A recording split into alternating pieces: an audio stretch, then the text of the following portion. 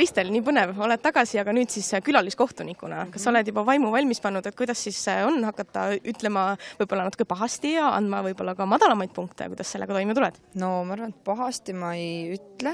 Ma proovin ikka sellist konstruktiivset kriitikat anda niimoodi, et ikka sellest, et ei ole niimoodi, et aga et ma üritan ikka kõike heas valguses näha. No kui nüüd meenutada seda aega, kui sina särasid siin näosaates, siis millised olid need etteasted, mida sa siiamaani veel eriti helge mõtte ja tundega meenutad? Ella on mu soft spot täielik ja Sindi ka tegelikult. Sindit oli lihtsalt mega lõbus teha.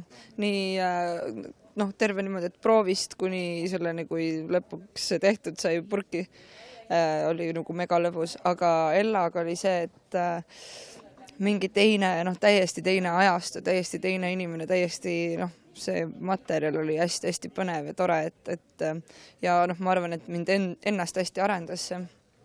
Et Ella ja Sindi kahekesi on jäänud niimoodi. No kui näiteks Mart Müürisepp ja Uku Suviste on päris mitu korda pidanud üles astuma oma nende kõige paremini välja tulnud näosaate karakteritena, siis milliseid etteasteid on sinult uuesti palutud? Sindit olen küll teinud ja vähemalt ühe korra olen teinud. Ellat taheti ka, midagi taheti veel, aga ma pole, Elsat ka muidugi, Elsa on põhi, selline põnnide armastus, eks ole, aga jaa, ikka on palutud, aga kahjuks ma pole väga palju saanud teha seda või neid rolle enam. Aga võib-olla mõnes mõttes võib-olla ongi hea, et nad on jäänud nagu täpselt sinna, kus nad pidid olema ja ma saan nende laule laulda ju niikuinii, et ma ei pea nendeks kehastuma nii-öelda. Et sellega on suht rahulik ja tore.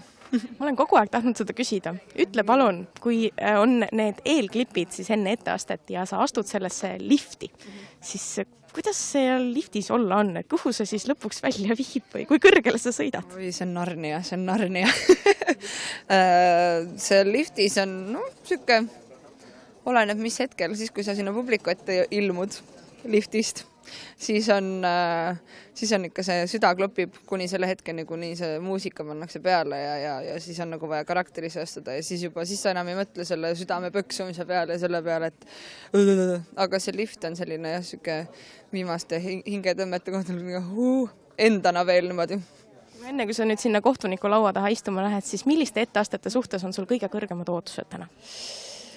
Ma ei tea, mul kõige suhtes on selline hea ja ma eelkõige tahan, et mu meel oleks lahutatud, eks ole.